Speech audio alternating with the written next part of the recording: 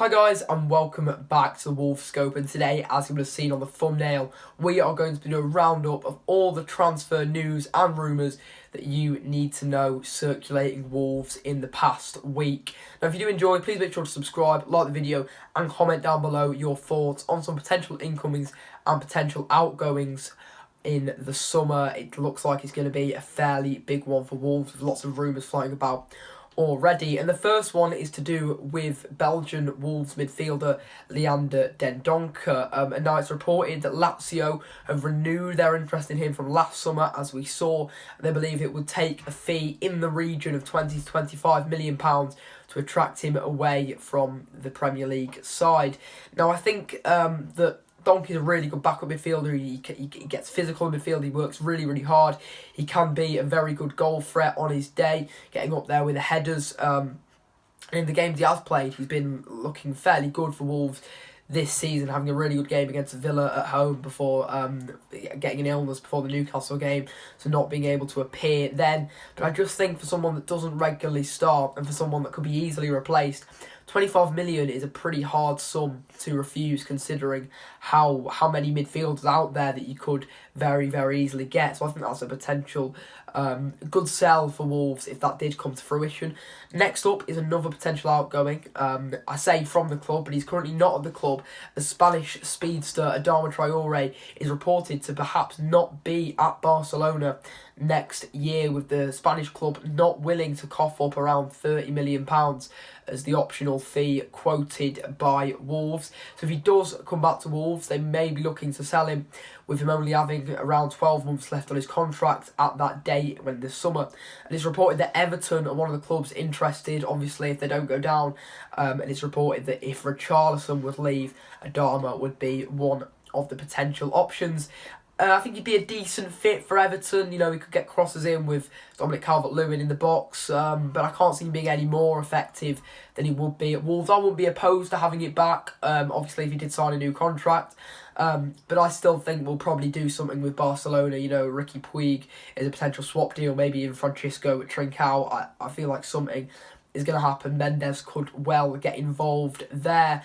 But next up, could be a fairly potentially big incoming, but I doubt this one's going to happen. I think this is more just press rumours circulating. And it's that Ivan Toney is reportedly attracting interest from many Premier League clubs, including Arsenal, Newcastle and Wolves, who are keeping a watchful eye on the English striker. He's a really good goal scorer. He gets in there. He's a really big problem for defenders, as we saw. He bullied Connor Cody earlier in the season at Molineux. I think getting a goal and assist, he really tore us apart that day. That was a really tough game to watch.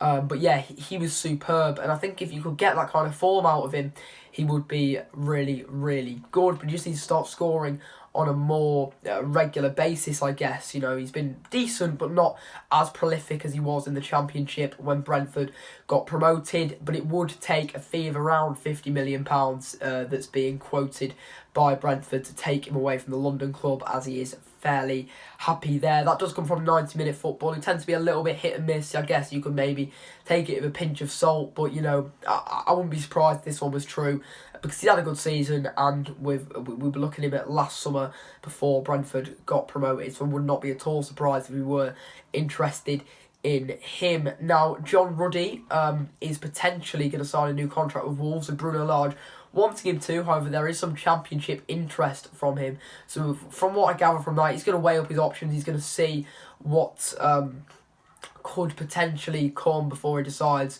where to commit his future to. I mean, I don't blame him if he's going to be, you know, he's in the last few years of his career, definitely 36 or something now. And if he's offered first team football for the next 2 years at a top tier Championship club, you know what, I don't blame him leaving.